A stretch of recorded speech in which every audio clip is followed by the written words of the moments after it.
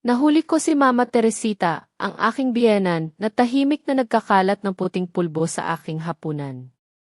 Para kay Marco ang asawa ko. Para sa kanyang 10 milyong pisong siguro sa buhay ko. Ang bahay na ito, ang pinaghirapan namin, ay magiging sa kanya.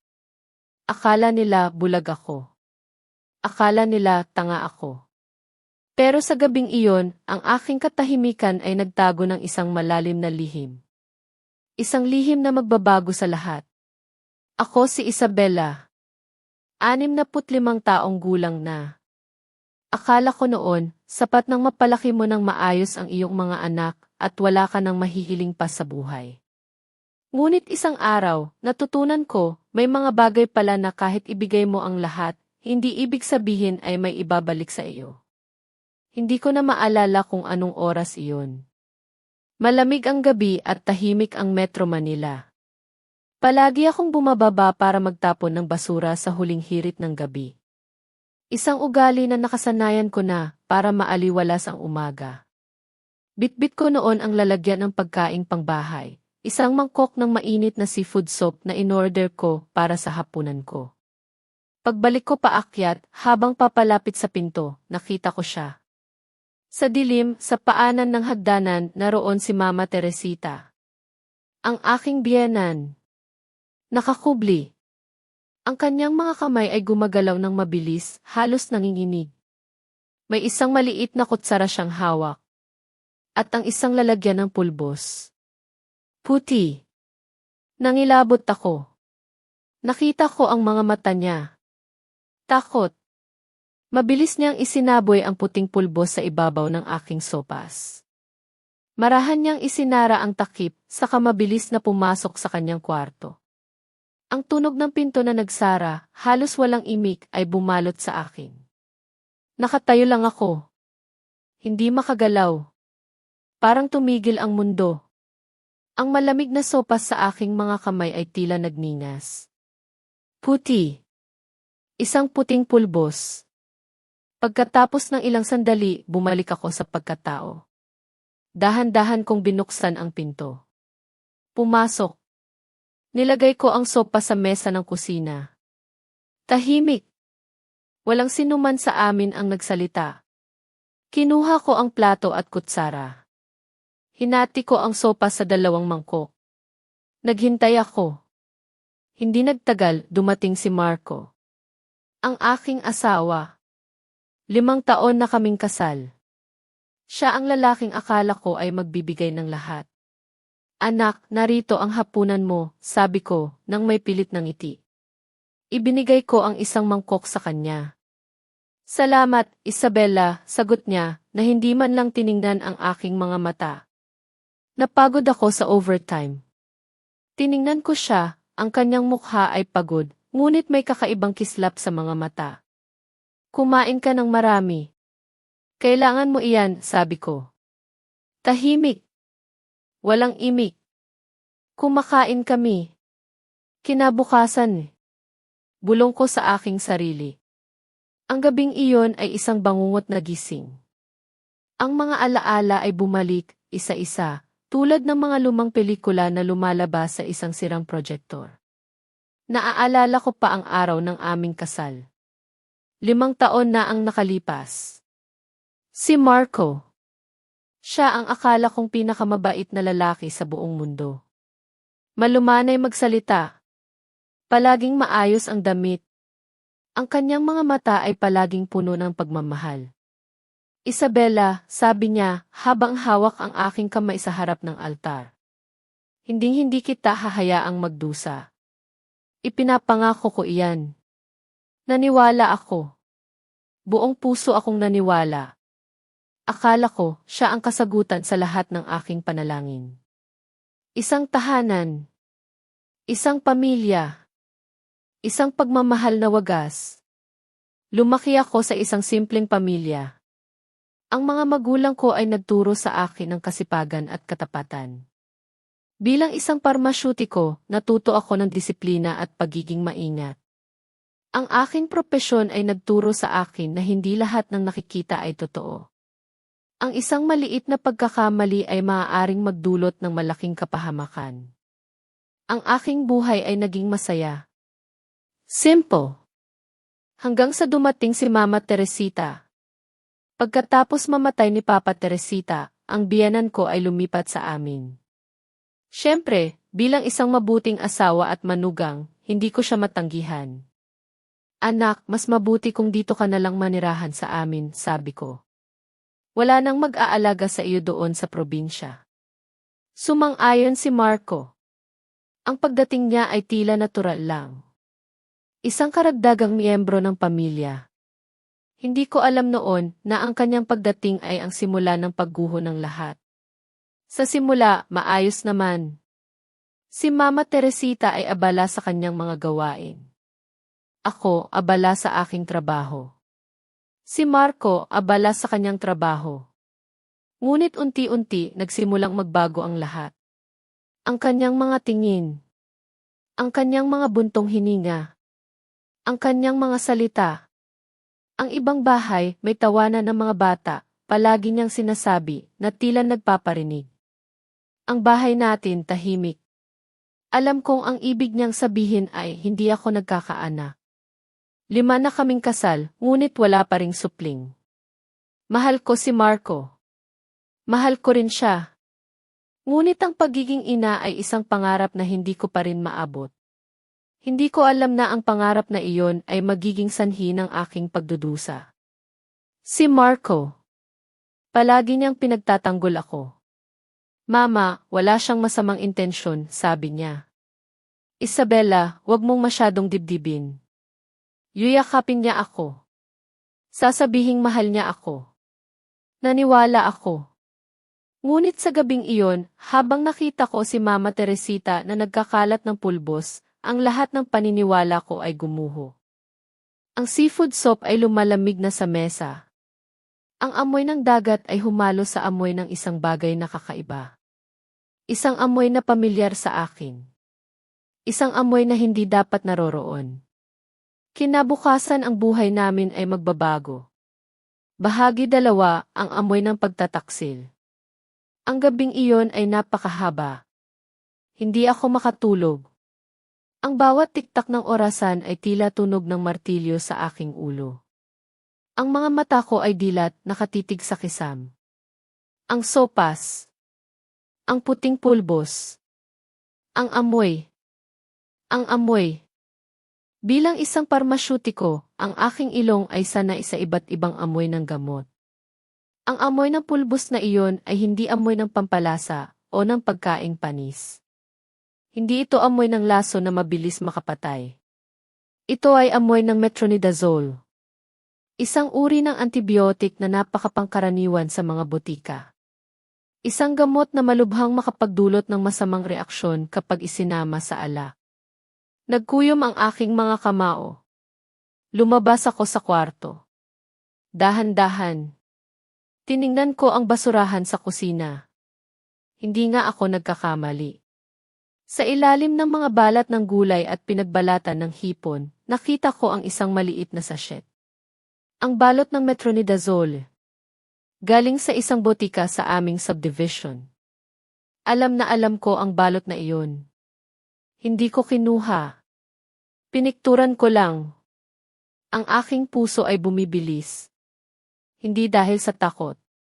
Kundi dahil sa galit. Hindi ito random. Hindi ito aksidente. May gustong gawin si Mama Teresita. Gusto niyang saktan ako. Oh. Patayin? Ang tanong ay, bakit? Dahil ba hindi ako nagkakaanak? Napakababaw na dahilan para pumatay. Ngunit ang mas malaking tanong ay, saan niya nakuha ang gamot na iyon? Si Mama Teresita ay halos walang pinag-aralan. Ni hindi niya alam ang pinagkaiba ng gamot sa lagnat at gamot sa sakit ng ulo. Hindi niya kayang gawin ito ng mag-isa. Naalala ko ang mga salita ni Marco. Ang kanyang mga overtime. Ang kanyang pagod na mukha. Ang kanyang mga mata na tila may tinatago. Ang kanyang pagtatanggol kay Mama Teresita. Ang pagbabago sa kanyang ugali sa loob ng ilang buwan. Kinuha ko ang aking cellphone. Ang screen nito ay nagliwanag sa dilim. Binuksan ko ang tracking application na masigla niyang iminungkahi na i-install namin pareho noon. Para makita mo kung nasaan ako, Sinta. Wala akong itinatago. Dati, natawa lang ako. Akala ko, napakabait niya. Ngayon, ang aso na tuldok ay hindi nasa kanyang opisina. Ito ay kumukurap sa isang marangyang kondominium sa Gis. Isang lugar na pinag-uusapan na pugad ng mga lihim na relasyon. Ang aking mga mata ay nanuyo. Walang luha. Hindi ako nag-atubili. Tinawagan ko siya. Sumagot siya. Mahina ang kanyang boses, tila ayaw niyang makarinig ang sinuman. Isabella? Bakit gising ka pa? Nag-o-overtime pa ako. Matulog ka na. Huwag mo akong hintayin. Ang mga salitang iyon ay lumabas ng napakabilis na tila sanay na sanay siyang sabihin. Nilunok ko ang aking laway. Pilit kong pinananatiling malambing ang aking boses. Sinta, umorder ako ng seafood soup, ngunit wala akong gana. Naisip ko, siguro gutom ka na sa kakapagod. Padadalhan ko na lang sa iyo para may makain ka. Nagkaroon ng maikling paghinto. Isang iglap. Ngunit sapat na upang malaman kong tinatantiyan niya ang sitwasyon. Hindi na. Gabi na. Huwag ka nang mag-abala. Mahina akong umiti. Pilit kong ipinakita ang mukha ng isang mapagmahal na asawa. Hindi abala. Kumain ka para hindi ako mag-alala. Nasaan ka ba? Sabihin ko sa delivery rider na dalhin na lang sa iyo. Mabilis siyang sumagot. Nagbago kami ng lugar. Nasa isang apartment kami sa isang kondominium sa Gis. Kwarto 16 o 2. Napahinto ako. Hindi dahil sa address, kundi sa kung gaano kabilis niyang binigkas ang numero ng kwarto. Isang lalaki sa isang meeting sa trabaho na naaalala ang numero ng pinto na parang sarili niyang bahay. Kakaiba. Pinanatili kong kalmado ang aking tono. CJ. Isusulat ko. 16 o 2. Huwag mong kalimutang kainin habang mainit pa. Maraming masasarap na sangkap ang sopas. Nakarinig ako ng buntong hininga. Parang nakahinga siya ng maluwag. Ang bait mo talaga. Mahal kita. Pinatay niya ang telepono. Nananatili ako sa living area ng matagal. Sa aking isip, hindi na ang tanong kung nagtataksil ba si Marco. Kundi ang mas malalim na tanong, ano ang gusto niyang gawin sa akin? Ang sopas. Ang metronidazole. Ang alak. Kung ininom ko ang alak, kung kumain ako ng sopas, kung hindi ko nakita si Mama Teresita, kung hindi ko naamoy ang gamot. Marahil, ako na ang nasa kabao ngayon. Ako si Isabella. At sa gabing iyon, hindi na ako ang dating Isabella. Bahagi 3, ang piyon at ang simula ng laro. Hindi na ako umiiyak. Ang aking luha ay tuyo na, o marahil, ang bawat patak ay naging bakal sa aking loob. Ang sakit ng pagtataksil ay nagbigay daan sa isang kakaibang kalinawan. Ang laro ay nagsimula na. At ako, ang akala nilang piyon, ay magiging manlalaro. Hindi ako makatulog. Ang aking isipan ay abala sa pagbuo ng mga posibilidad. Ang sopas. Ang metronidazole. Ang alak. Ang overtime sa gihis. Ang pagtataksil. At may isang piraso pa ng puzzle na nawawala. Ang dahilan. Nagsimula akong mag-imbestiga. Hindi nagtagal, natuklasan ko ang isang bagay na nagpakulo ng aking dugo. Isang life insurance policy na binili ni Marco para sa akin na nagkakahalaga ng 10 milyong piso. At ang beneficiary? Walang iba kundi siya. Si Marco. Ang bawat piraso ay bumagsak sa lugar. Ang kanilang plano. Ang aking kamatayan ay magmumukhang isang aksidenteng allergic reaction. Si Marco ay magiging malaya. Magkakaroon ng pera. At magsisimula ng bagong buhay kasama ang kanyang bagong pamilya. Isang matamis na pagngiti ang lumabas sa aking mga labi. Ang ngiting iyon ay hindi mula sa kaligayahan, kundi mula sa isang kakaibang pagkaunawa. Si Mama Teresita, ang aking biyenan. Ang babaeng nagpakita ng pagkamuhi sa akin dahil sa kawalan ko ng anak. Siya ay isa lamang kagamitan.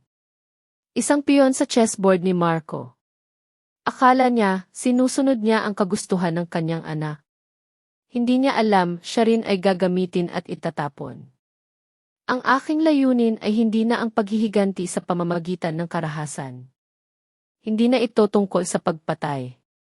Hindi na ito tungkol sa dugo. Ito ay tungkol sa katarungan. Ito ay tungkol sa pagwasak ng kanilang laro. Hindi sa pamamagitan ng pagpatay sa kanila, kundi sa pamamagitan ng pagpaparamdam sa kanila ng bawat patak ng sakit at pagtataksil na ipinaranas nila sa akin. Naramdaman ko ang isang kakaibang lakas. Isang lakas na hindi ko alam na mayroon ako. Ang aking isipan ay naging isang madilim na laboratorio.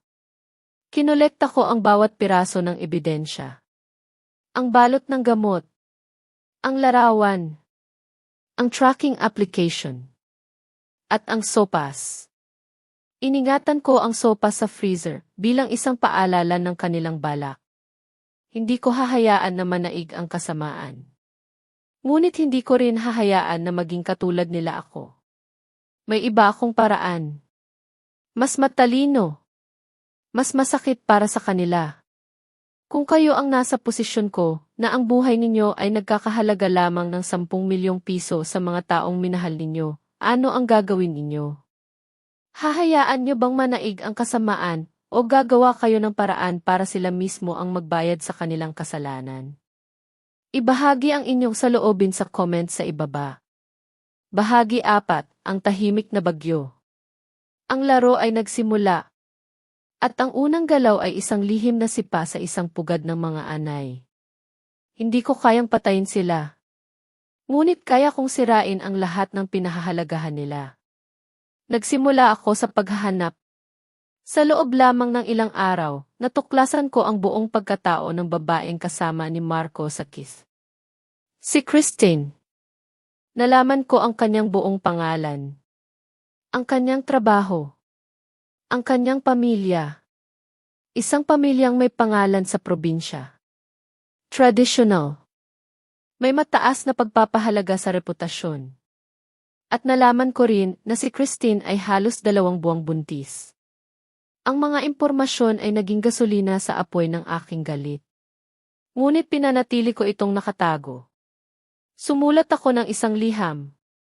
Walang pangalan. Walang anumang pagkakakilanlan. Ilang print-out ng screenshots mula sa tracking API. Mga larawan ni Marco at Christine na magkasama na nakatago ko mula sa kanyang telepono. Isinama ko rin ang impormasyon tungkol sa pagbubuntis ni Christine. Hindi ako nagpadala ng courier. Personal kong idineposito ang liham sa isang post office sa malayo, patungong probinsya nila Christine. Gusto kong makarating ito sa tamang kamay. Sa mga magulang niya. Ang aking tahanan ay naging isang madilim na silid ng pagmamanman. Tahimik akong nanonood. Nagsimula ang bagyo. Hindi sa malakas na hangin, kundi sa mga alon na unti-unting lumalakas sa loob ng aming bahay. Si Marco. Naging balisa. Ang kanyang telepono ay palaging tumutunog. Mga tawag na puno ng galit. Ang kanyang mukha ay naging kulubot. Ang kanyang dating maayos na tindig ay naglaho. Bakit ka ganyan, Marco? Tanong ko minsan na tila nag-aalala. Wala. May problema lang sa trabaho, sagot niya, na hindi ako tiningnan. Huwag kang mag-alala. Umiti ako ng tipid. Gusto mo bang ipagluto kita ng paborito mong adobo? Hindi siya sumagot. Basta umalis. Si Mama Teresita naman naging mas lalo pang balisa. Ramdam niya na may mali. Palagi siyang nagtatanong kay Marco. Anak, anong problema? Bakit ganyan ang iyong mukha? May nangyari ba? Si Marco nagagalit. Wala kayong pakialam, Mama. Huwag kayong makialam. Ang dating matamis na relasyon ng mag-ina ay nagkaroon ng lamat. Nakikita ko ang takot sa mga mata ni Mama Teresita. Ang pagkalito. Hindi niya maintindihan kung ano ang nangyayari.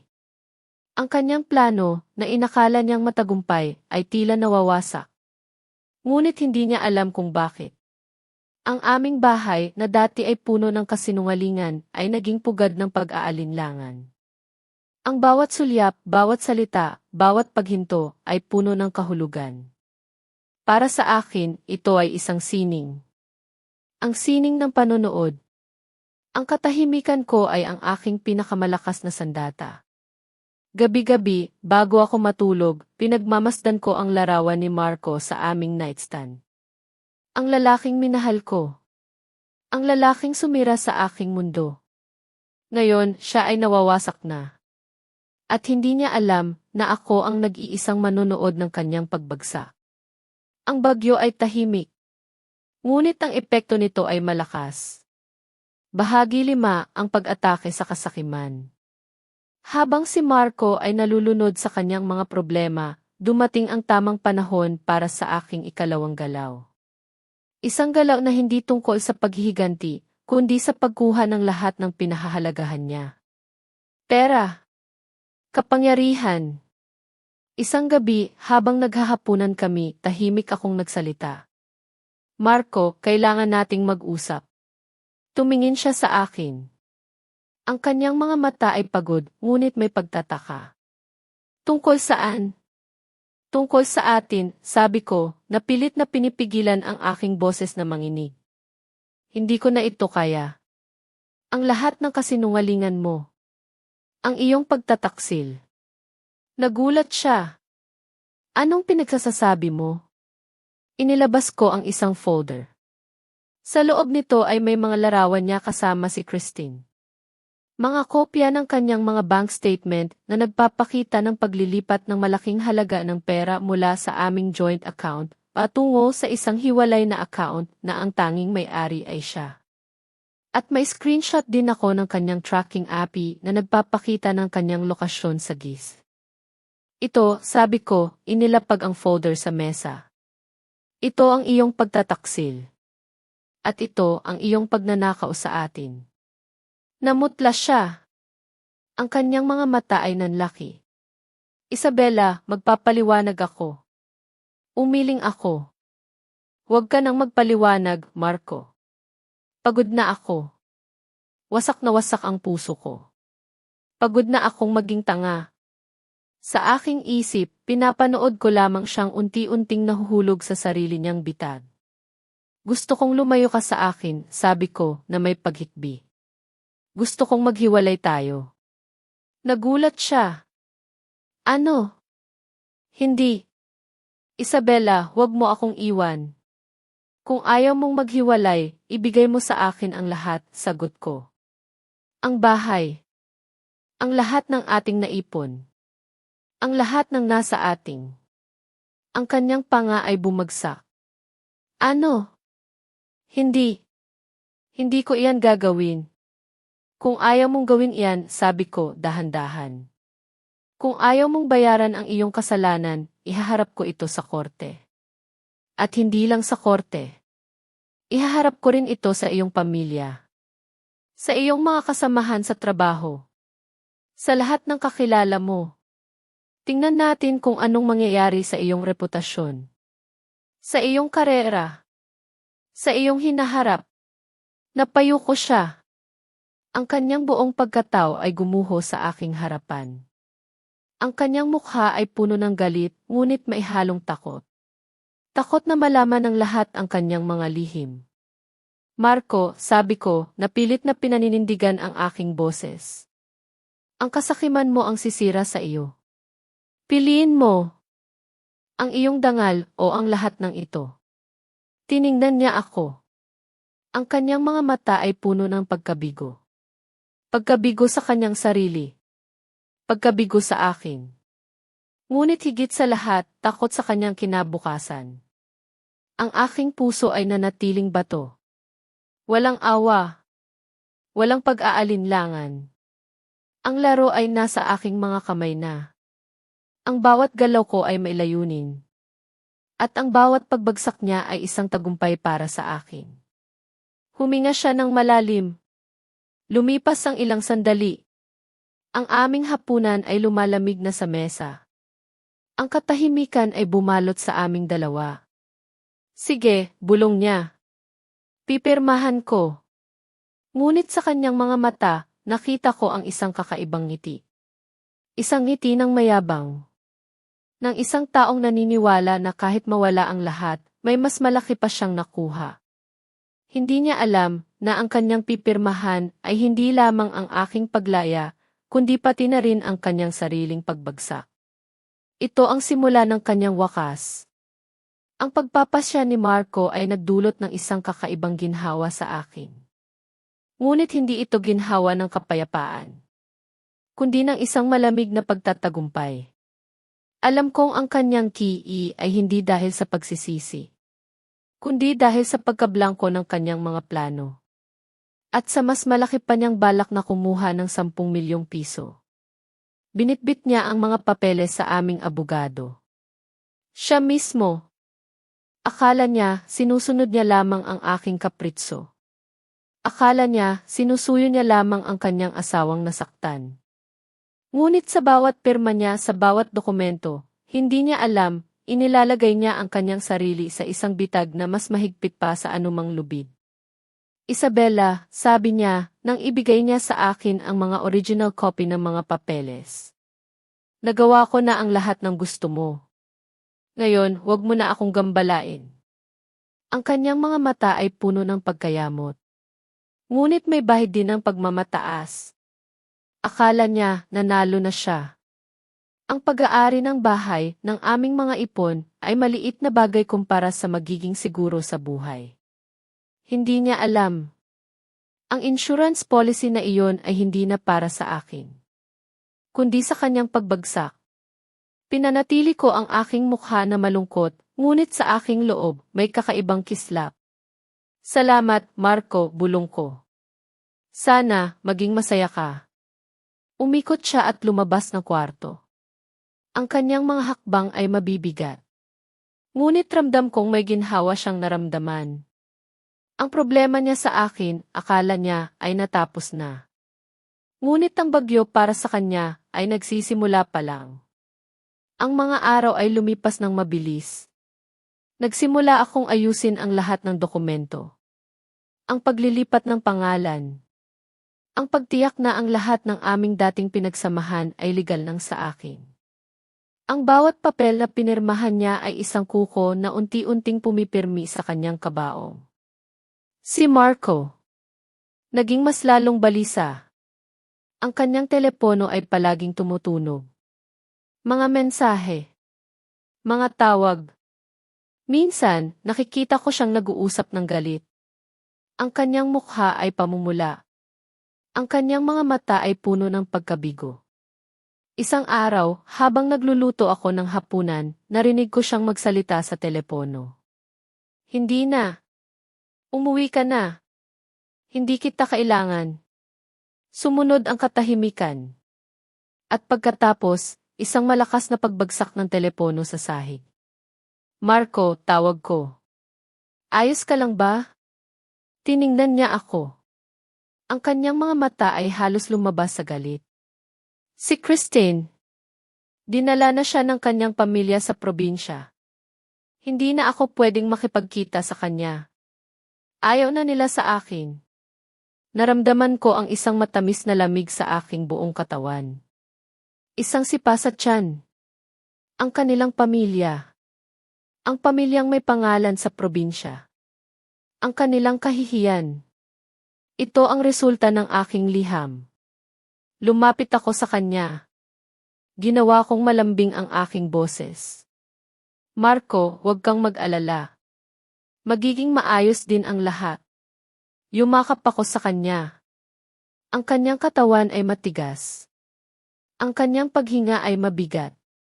Akala niya ako ang kanyang sandalan. Akala niya ako pa rin ang asawa niyang tanga. Ngunit sa aking isip ang bawat yakap ay isang pagpako sa kanya.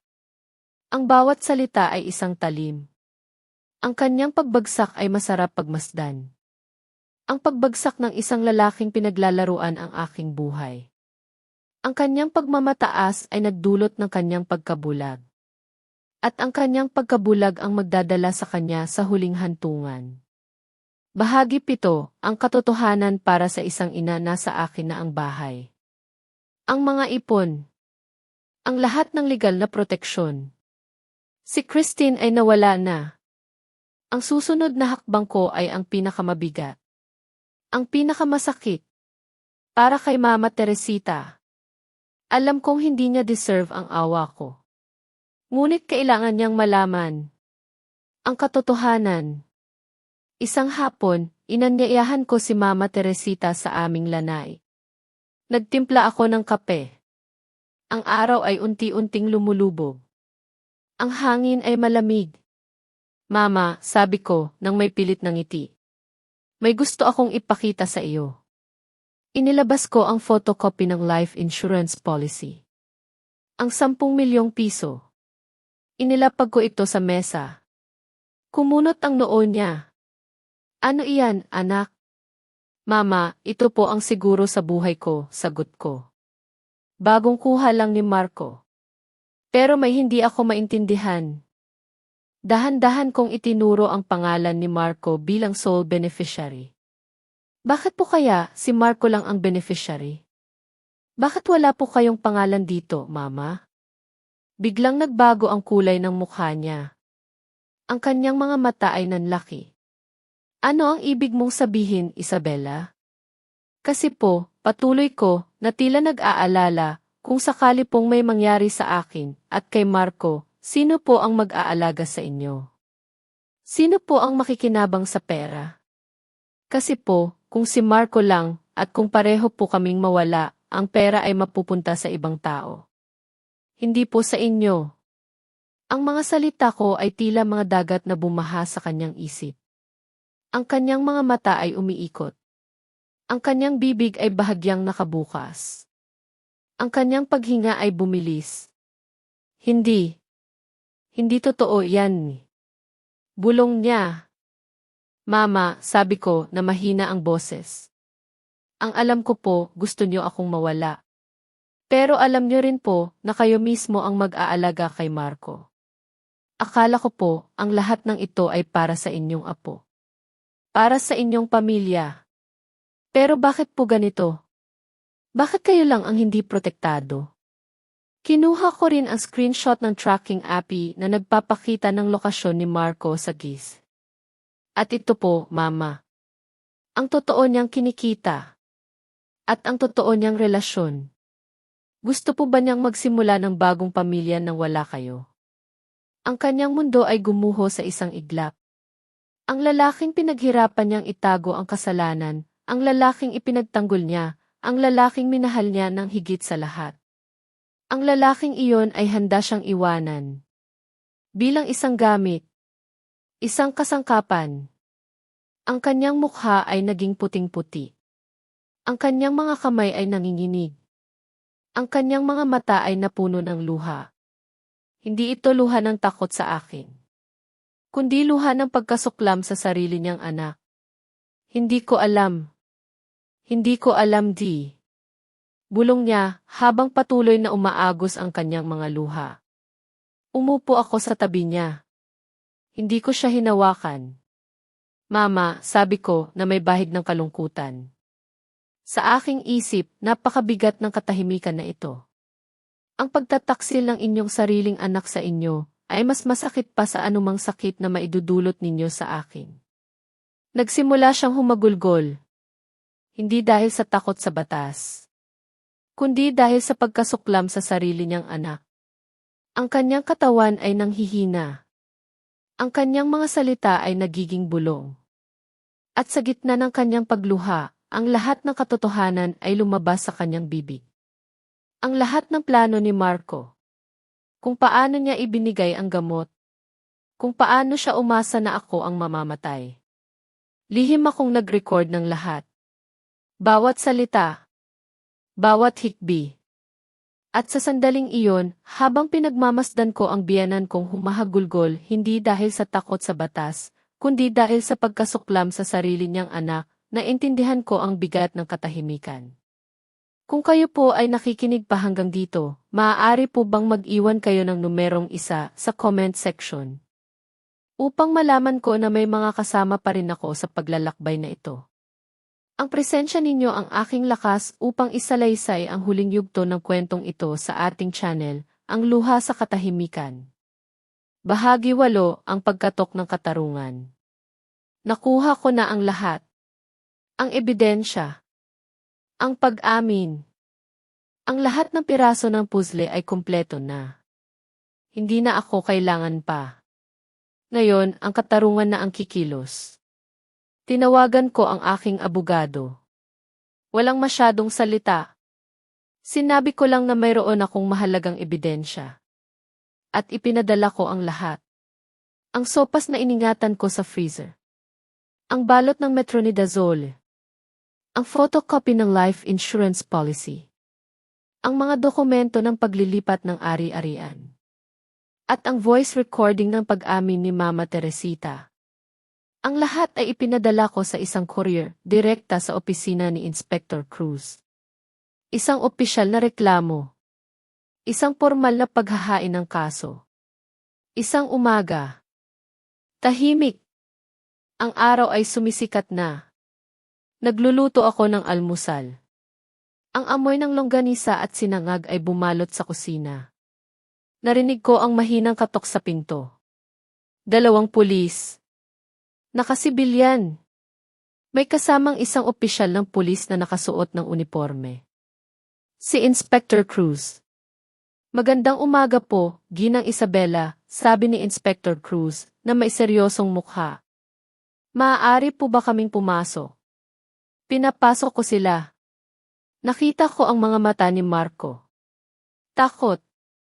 Nagtataka. Walang kaalam-alam. Ginoong Marco, Ginang Teresita, sabi ni Inspector Cruz. Mayroon po kaming warrant of arrest para sa inyo. Sa kasong pagtatangkang pagpatay at iba pa. Nanlaki ang mga mata ni Marco. Ano? Hindi. Hindi iyan totoo. Si Mama Teresita ay namutla. Ang kanyang mga kamay ay nanginginig. Nakita ko ang pagtataka sa kanyang mga mata. Hindi niya maintindihan. Sino ang nagsumbong? Tumingin si Inspector Cruz sa akin. Nagbigay ako ng isang maliit na tango. Isang tango na nagsasabing nagawa ko na ang aking bahagi.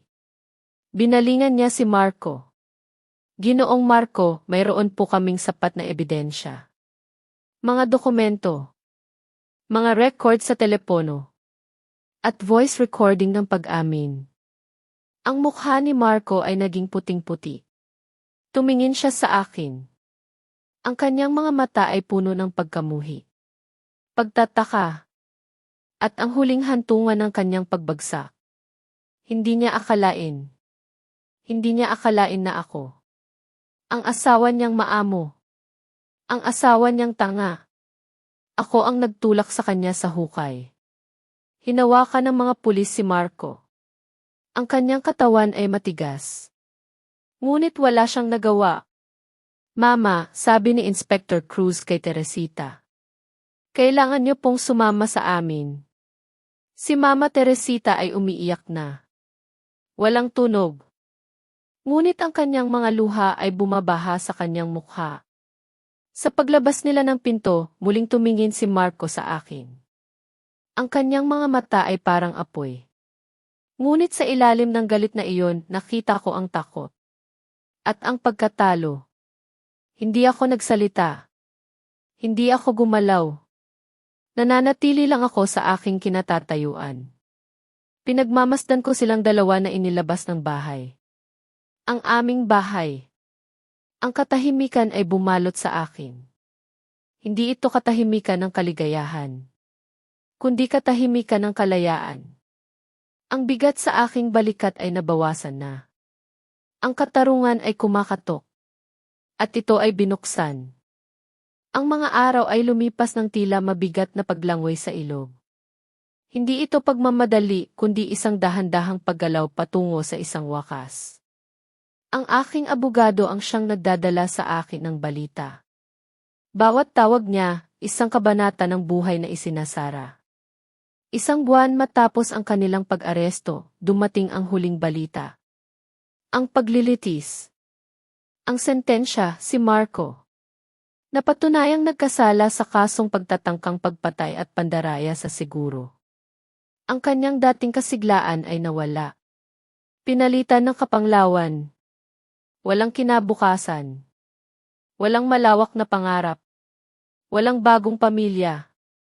Natanggap niya ang kanyang kaparusahan. Isang matagal na panahon sa kulungan, si Mama Teresita.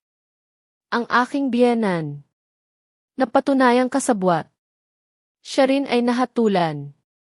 Ang kanyang mga luha sa korte ay hindi na luha ng pagtatangi, kundi luha ng pagsisisi at pagkadismaya. Hindi sa akin, kundi sa kanyang sarili. At sa anak niyang pinili niyang ipagtanggol, sa loob ng ilang linggo, umupo lang ako sa sala. Ang bahay na ito, ang aming bahay, dati ay puno ng mga alaala, ng tawanan, ng pag-asa. Ngayon, tahimik na. Ang katahimikan ay hindi nakakapanindig balahibo, kundi nakakapayapa. Walang kasinungalingan na nagkukubli sa bawat sulok. Walang takot na bumabalot sa bawat gabi. Ito ang katahimikan ng kalayaan. Ang katahimikan pagkatapos ng isang matinding bagyo. Isang hapon, habang nililinis ko ang aming dating kwarto, nakita ko ang isang lumang wedding photo namin ni Marco. Nakalagay sa nightstand. Ang aming mga mukha ay masaya. Puno ng pag-asa. Ang kanyang mga mata ay nagniningning. Ang aking mga labi ay nakangiti. Isang alaala ng isang pag-ibig na akala ko ay wagas, hindi ko ito pinunit. Hindi ko ito itinapon. Dahan-dahan kong kinuha. Pinagmasdan. Ang isang simpleng frame. Ang dalawang tao na nangako ng pagmamahalan sa harap ng Diyos. Ngayon, ang isa ay nasa likod ng rehas, ang isa ay naghahanap ng bagong simula. Inilagay ko ito sa isang kahon. Isang simpleng kahon na nakatago sa ilalim ng aking aparador. Hindi para itago ang sakit, kundi para ipaalala sa akin ang isang yugto ng aking buhay. Isang mahalagang kabanata na kailangan kong isara. At itago. Upang hindi nabalikan sa paglipas ng panahon na pagtanto ko. Ang lahat ng nangyari ay mayroong mga aral. Mahahalagang aral. Hindi lang para sa akin. Kundi para sa lahat. Una, ang aral para sa mga magulang, si Mama Teresita. Ang kanyang pagmamahal kay Marco ay bulag. Ang kanyang pagnanais na magkaroon ng apo, isang tagapagmana ng kanilang lahi, ay naging labis.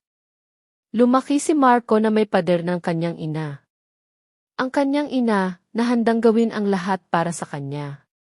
Ang mga bisyo ng kanyang ina. Ang kanyang mga pagpaparinig.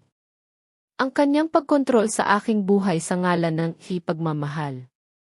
Ang lahat ng ito ay nagmula sa isang lugar ng pagmamahal.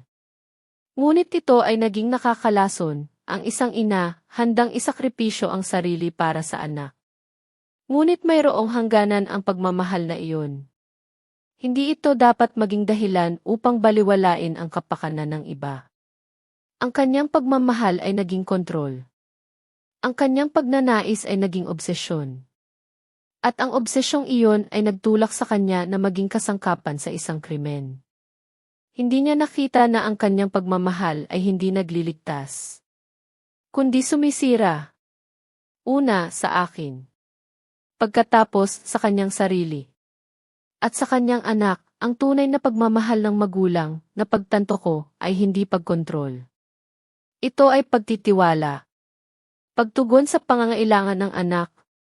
Pero hindi paggawa ng mali para sa kanila. Ito ay pagbibigay ng kalayaan. Pag-unawa. At paggalang. Paggalang sa sariling pagpili ng anak. Paggalang sa kanyang kapareha.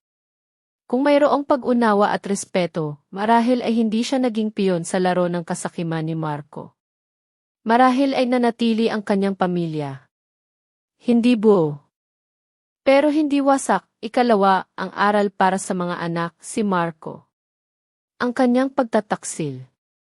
Ang kanyang kasakiman. Ang kanyang kawalang hiyaan. Ang kanyang kawalan ng utang na loob. Minahal ko siya. Ibinigay ko ang lahat. Mahal siya ni Mama Teresita. Ibinigay din niya ang lahat. Ngunit ang kanyang pagmamahal ay isang bagay na ginamit lang niya. Tulad ng isang lumang damit na itinatapon kapag may bago na, ang kanyang pagnanais para sa 10 milyong piso. Ang kanyang pagnanais para sa isang kiperpektong pamilya, kasama si Christine at ang kanilang anak. Ang lahat ng ito ay bumulag sa kanya. Ang kanyang pagmamataas ay nagdulot ng kanyang pagkabagsak. Inakala niya na kaya niyang laruin ang buhay ko. Kaya niyang laruin ang buhay ng kanyang ina. Ngunit ang buhay ay may sariling batas. Ang batas ng karma, ang pagmamahal ng magulang ay isang regalo. Hindi ito isang karapatan. Hindi ito dapat abusuhin. Walang sinuman ang may karapatang ituring na baliwala ang pagmamahal na ibinibigay sa iyo. Walang sinuman ang may karapatang gamitin ang iyong kabaitan. Dapat mong pahalagahan. Dapat mong respetuhin. Ang kawalan ng utang na loob ni Marco ay nagdulot ng kanyang pagkawasa. Ang kanyang kasakiman ang naghatid sa kanya sa dilim. Ang kanyang pagkahumaling sa kiperpekto ay sumira sa kanyang kiperpekto. Kung nakita lang sana niya ang halaga ng kanyang asawa, ng kanyang ina, ng kanyang sariling buhay, marahil ay mas masaya sana siya. Marahil ay mas buhay pa sana siya. At ikatlo, ang aral para sa ating lahat, sa katotohanan ng pagkatao sa modernong mundo, ako. Si Isabela. Tiniis ko. Nagmasid. Nagplano. Hindi ako naghiganti sa pamamagitan ng pagpatay sa kanila. Hindi ako naging katulad nila. Ngunit hinanap ko ang katarungan. Ang katarungan na matamis. Hindi sa pamamagitan ng dugo, kundi sa pamamagitan ng pagwasak sa kanilang mundo. Pagwasak sa kanilang pangarap. Pagwasak sa kanilang reputasyon. Pagkuha ng kanilang kalayaan, ang matalinong paghihiganti. Ito ay hindi lamang paghihiganti. Ito ay isang anyo ng paggising sa moralidad. Ang pagpapakita sa kanila na ang kanilang mga kasalanan ay may bunga. May bayad. Ang kabaitan ay may halaga. Ngunit ang halaga nito ay dapat mailagay sa tamang lugar. Hindi sa mga taong inaabuso ito, ang aking katahimikan. Ito ang aking pinakamalakas na sandata. Hindi ko ipinagsigawan ang aking sakit. Hindi ako nagsumbong ng diretsyo. Hinayaan kong ang katotohanan ang lumabas. Hinayaan kong ang kanilang sariling aksyon ang maghatid sa kanila sa kapahamakan. Ang pagitan ng iimik at pagkilos ay napakabait. Ngunit ang bawat isa sa atin ay kailangang malaman kung kailan dapat manahimik. At kailan dapat kumilos, ang mga sugat ay hindi madaling gumaling. Mayroong mga peklat na mananatili. Ngunit ang kapayapaan ay hindi nangangahulugan ng kawalan ng peklat, kundi ang kakayahang tanggapin ang peklat at magpatuloy. Ang lakas ay hindi nangangahulugan ng kawalan ng takot, kundi ang kakayahang harapin ang takot at lumaban sa isang matalinong paraan, sa isang tahimik na paraan. Ito ang katarungan na hinanap ko, at ito ang kalayaan na natagpuan ko. 1 taon na ang lumipas. Ang lahat ay tila isang malalim na panaginip. Ang bahay na ito na dating aking bilangguan ay naibenta ko na. Hindi na ito sa akin. Binili ng isang bagong pamilya. Sana sila ay maging masaya doon. Sana ang kanilang mga pangarap ay matupad ng walang anumang kasinungalingan. Wala na akong nararamdamang galit. Wala na akong nararamdamang hinanakit. Ang tanging nararamdaman ko ay isang kakaibang ginhawa. Isang kapayapaan na matagal kong hinanap. Lumipat ako sa isang maliit na apartment. Hindi ito malaki. Ngunit maliwanag.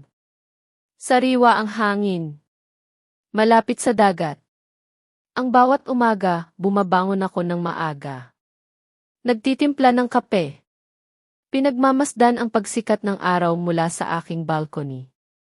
Ang mga kulay ng kalangitan ay nagbibigay sa akin ng bagong pag-asa. Bawat araw, ang aking mga pot plant ay naroon. Maliit, ngunit luntian. Diniligan ko sila araw-araw. Pinagmamasdan ko ang bawat bagong dahon na sumisibol. Ang bawat puting bulaklak na bumubuka. Parang ang aking kaluluwa. Unti-unting naghihilom. Unti-unting lumalago. Natutunan kong ang mga tao ay parang halaman. Kung sila ay mailalagay sa tamang lugar, makikita nila ang paraan upang mabuhay. Nagpatuloy ako sa aking trabaho bilang parmasyutiko. Naging abala ako sa ospital. Sa pag-aasikaso ng mga pasyente. Sa paggawa ng mga gamot. Ngunit ngayon, mayroon ng ibang ibig sabihin ang aking trabaho. Hindi na ito isang paraan lamang para kumita. Ito ay isang paraan para makatulong. Isang paraan upang maramdaman na may halaga ako. Hindi na ako nagmamadali. Hindi na ako nakikipagkumpetensya. Ginagawa ko ang aking trabaho ng may pagmamahal. Nang may pag-unawa. At nang may kapayapaan. Minsan, ang chief of service ay titingin sa akin. At ningiti. Isang ngiti ng pag-unawa. Alam niyang marami akong pinagdaanan. Ngunit nakita niya rin ang aking pagbangon. Hindi ko na kailangan ng papuri. Sapat na ang malaman kong nasa tamang lugar ako. Ginagawa ko ang tama. Para sa akin. At para sa iba. May mga hapon na umuuwi ako ng maaga. Hindi ito madalas mangyari noon. Dumadaan ako sa bahay ng aking mga magulang. Si Mama. Abala sa paglilinis ng mga gulay. Si Papa. Nanonood ng telebisyon. Isang eksena na dati ay normal lang. Isang eksena na dati ay binabaliwala ko. Ngayon, ang mga simpleng sandali na iyon ay napakahalaga. Anak, narito ka na, sabi ni Mama nang makita niya ako. Mama. Dadaan lang ako, sagot ko. Ningiti siya. Walang tanong. Walang paghusga. Dito ka na maghapunan, sabi ni Papa na pinatay ang telebisyon. Kahit ano lang. Hindi mahalaga ang ulam. Ang mahalaga ay ang ambience. Ang init ng pamilya. Walang nagtatanong tungkol sa nakaraan. Walang nag-ungkat tungkol kay Marco o kay Mama Teresita. Nag-uusap lang kami tungkol sa mga halaman. Tungkol sa mga bata sa kapitbahay. Tungkol sa mga simpleng bagay sa buhay. Ang buhay na dati ay sa tingin ko ay boring. Ngayon, ito na ang pinakamahalaga. Ang buhay na normal. Isang gabi, pagkatapos ng hapunan, ibinigay sa akin ni Mama ang isang maliit na kahon. Gawa sa kahoy. Anak, nakita ko ito habang naglilinis ako ng aparador, sabi niya. Sa iyo ito. Binuksan ko ang kahon. Naroon ang aking dating wedding ring. Ang alliance ko. Matagal ko na itong itinago sa bahay ng aking mga magulang. At nakalimutan ko na. Isang maliit na bagay. Ngunit minsan kumakatawan sa isang malaking pangako. Itago mo. O itapon mo. Kung ano ang gusto mo, sabi ni Mama. Hindi ako makikialam. Hinawakan ko ang singsing. Pinagmasdan. Ang ginto ay kumikinang pa rin. Ngunit ang kahulugan nito ay nagbago na. Ibinabalik ko ito sa kahon. Isinara. Itago ko ito. Hindi para maalala, kundi para ipaalala sa akin ang lahat ng pinagdaanan ko. Ang bawat sakit. Ang bawat aral. Pagbalik ko sa aking apartment, inilagay ko ang kahon sa pinakamalalim na drawer. Walang susi. Walang pagtatago. Mayroong mga bagay na sapat ng malaman na naroon. Hindi na kailangang tingnan muli. Sa paglipas ng panahon, nagpatuloy kami ni Ethy Reyes sa pag-iinom ng kape. Minsan, isang kape, isang usapan. Minsan, mabilis na hapunan pagkatapos ng duty. Walang nagbigay ng pangalan sa aming relasyon. Walang nagpilit. Hindi ako natatakot na sumulong. Ngunit hindi rin ako nagmamadali. Natutunan ko na ang panloob na kapayapaan ay mas mahalaga kaysa sa pagkakaroon ng kasama para lang may magampanan na papel. Minsan, tinanong niya ako, Isabella, kung sa hinaharap, handa ka na, bubuksan mo ba ang iyong puso? Tiningnan ko siya. Hindi ako umiiwas sa kanyang tanong. Kung mararamdaman kong hindi ko na kailangang isakripisyo ang aking panloob na kapayapaan. Tumango siya. Walang tanong. Ang kanyang kilos ay nagpapahalaga sa aking nararamdaman. Hindi lahat ng tao ay may pasensya na maghintay. Lalo na sa isang tulad kong maraming pinagdaanan. Isang umaga, sa simula ng tag-init, natanggap ko ang balita. Si Mama Teresita. Inilipat na sa isang long-term care facility. Delikado ang kanyang kalusugan. Ngunit stable. Binasa ko ang mensahe. Inilapag ang telepono. Walang gulat. Walang lungkot. Walang galit. Naintindihan ko. Ang huling tali na nagbubuklod sa akin sa aking dating pamilya ay tuluyan ng naputol. Hindi dahil sa galit, kundi dahil wala na akong posisyon na kailangan kong maramdaman ang galit. Sa ospital, na-promoted si Nerea. Ang batang nurse. Tumakbo siya sa akin, may kislap sa kanyang mga mata.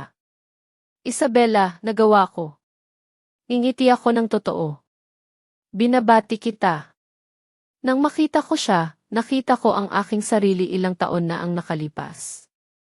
Ngunit may kaibahan. Umaasa ako na hindi niya kailangang dumaan sa parehong sakit na pinagdaanan ko. Minsan, umuupo ako mag-isa. Pinagmamasdan ang pag-ulan. Iniisip ang gabing iyon. Ang dilim. Ang pulbos. Ang aking pagpili. Isang maliit na pagpili. Ngunit binago nito ang buong takbo ng aking buhay. Kung naging pabaya ako noon. Kung nagtiwala pa ako ng kaunti. Hindi ko na pinangahasan isipin kung ano ang mangyayari. Ngunit hindi na ako natatakot na alalahanin ito. Ito ay isang turning point. Hindi para magpakasakit. Kundi para magpasalamat sa aking sariling kalinawan. Isang gabi, tinawagan ako ni Papa. Mahina ang kanyang boses. Isabella, matatanda na kami ng mama mo. Wala na kaming ibang hiling kundi ang makita kang mabuhay ng payapa. Naramdaman ko ang buhol sa aking lalamunan. Alam ko po, Papa. Ipinapangako ko po. Hindi na siya nagsalita. Para sa kanya, sapat na ang pangakong iyon. Nagsimula akong magplano ng maliliit na bagay. Isang maikling biyahe sa probinsya. Isang online course na gusto ko. Magtanim pa ng mas maraming bulaklak sa balcony. Wala nang malalaking plano na nakadepende sa ibang tao. Nabuhay ako sa kasalukuyan. Ngunit hindi ko hinayaang anurin ako. Ginagawa ko ang aking buhay tulad ng isang taong nagtatayo ng bagong bahay pagkatapos ng bagyo. Dahan-dahan. May katatagan. At may lubos na kamalayan. Minsan, tinanong ako ni Nerea. Isabella, pagkatapos ng lahat, ano ang natutunan mo? Nag-isip ako. At sumagot. Na huwag ituring ang pagtitiis bilang isang kabutihan. Hindi lahat ng nagtitiis ay mabuting tao. Minsan, ang paglakas loob na umalis ang siyang tama. Tahimik siya. At tumango. Hindi mahalaga kung naintindihan niya ang lahat. Darating ang panahon na maiintindihan niya. Isang Sabado ng hapon, nakatayo ako sa isang tulay. Pinagmamasdan ang trapiko. Malakas ang hangin. Ang aking buhok ay lumilipad. Hindi na ako ang babaeng yumuyuko sa bawat paninisi. Ang babaeng nagtatanong kung saan siya nagkamali tuwing tinatrato siya ng masama. Lubos kong naintindihan. Mayroong mga pagkakamali na hindi sa iyo. At hindi mo trabahong itama ang mga pagkakamali ng iba, kundi ang umalis sa tamang oras. Tumalikod ako. Nagpatuloy sa paglalakad. Walang tumawag sa akin. At hindi ako lumingon. Ang aking buhay ay hindi nagtapos sa isang engkantadong wakas. Walang bagong kasal. Walang bagong pangako. Ngunit mayroon akong mas mahalaga. Ako ay buhay. Buong buo. May kamalayan. At walang pagtataksil sa aking sarili. Kung may magtatanong sa akin ngayon kung ano ang kaligayahan, hindi ko sasabihin ang malalaking bagay. Sasabihin ko na ang kaligayahan ay ang kakayahang kumain ng walang takot. Ang kakayahang matulog ng walang pag-aalala. Ang kakayahang lumakad sa sarili kong landas nang hindi humihingi ng permiso kanino man.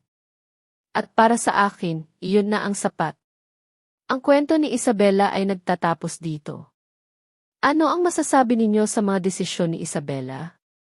Kung kayo ang nasa kanyang posisyon, ano ang naiba ninyong gagawin? Ibahagi po ninyo ang inyong mga saloobin sa comment section sa ibaba. Binabasa ko po ang bawat isa. Ang inyong mga komento ay mahalaga sa amin. Kung ang kwentong ito ay nakapagpaisip o nakapagpaantig sa inyong damdamin, huwag po nating kalimutang mag-like, ibahagi sa inyong mga kakilala na sa tingin ninyo ay mararamdaman din ito, at mag-subscribe sa ating channel na Luha sa Katahimikan upang hindi po ninyo mapalampas ang mga susunod pang misteryo. Hanggang sa muli nating pagkikita sa susunod na kwento, at sino ang nakakaalam, sa susunod baka kayo na ang bida.